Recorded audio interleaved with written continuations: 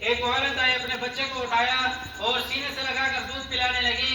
اللہ کے نبی صلی اللہ علیہ وسلم نے ارشاد فرمایا صحابہ سے کہ تم بتاؤ کیا خیال ہے تمہارے اس عورت کے بارے میں؟ یہ عورت چاہے گی کہ میں اپنے بچے کو جہنم میں ڈال دوں؟ تو صحابہ نے کہا نہیں۔ تو آپ علیہ السلام نے ارشاد فرمایا کہ اے صحابہ، اللہ تعالیٰ بندوں سے اس سے زیادہ محبت کرتے ہیں۔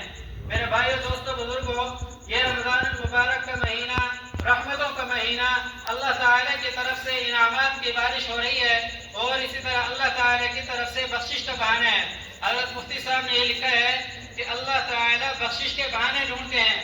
آج صدائیں لگ رہی ہیں، رات کو فرشتے اعلان کرتے ہیں، منادی آتے ہیں، اعلان کرتے ہیں حل من مستغفر، ہے کوئی بخشش طلب کرنے والا، ہے کوئی رزق طلب کرنے والا، ہم اس کو رزق دیں، ہے کوئی حاجت والا، اس کی حاجت پوری کریں۔ تو میرے بھائیو، دوستو، بزرگوں، یہ ختم قرآن کے موقع پر یہ محفل جو ہے اس لیے ہے کہ ہم اپنے گناہوں کی بخشش کروائیں، سچی توبہ کریں، اجتماعی توبہ کریں۔ اور کتنے روزے دار ایسے ہیں کہ بھوکا پیاسا رہنے کے سوا انہیں کچھ حاصل نہیں ہوتا۔ آپ علیہ السلام نے ارشاد فرمایا رب صائم لیس له من صیامه الا الظمأ ورب قائم لیس له من قیامه الا السحر۔ کتنے روزے دار ایسے ہیں کہ بھوک پیاس کے علاوہ انہیں اور کچھ حاصل نہیں ہوتا۔ روزے کے جو انوارات، ثمرات اور برکات حاصل ہونی تھی وہ حاصل نہیں ہوتی۔ فرمایا علماء نے اس حدیث کی تشریح میں یہ لکھا ہے کہ آدمی پورا دن اس نے روزہ رکھا، روزہ رکھنے کے بعد جب افطاری کا وقت آیا، افطار کیا، حرام مارا، فرمایا وکاتبہ وشاہدیہ، لعنت کی ہے اللہ تعالیٰ نے ایک سود کا معاملہ کرنے میں 5 آدمی گرفتار ہوتے ہیں۔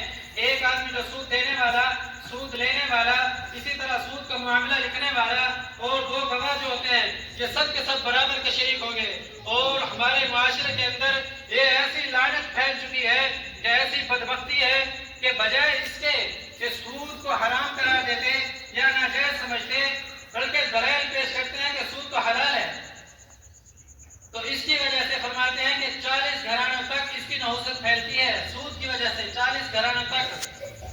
تو ہم اپنے ارد گرد دیکھ لیں کہ کتنے گھر ایسے ہیں جو سود پہ قرضے لے رہے ہیں، اور کسی نے گھر بنانے کے لیے قرضے لیے، کسی نے سود بظاہر تو بڑھتا ہوا نظر آتا ہے لیکن انجام اس کا کم ہے، یہ انسان کو مفلس سے مفلس تر کر کے چھوڑتا ہے۔ تو ہمارے اندر سے یہ چیزیں ختم ہونی چاہیے۔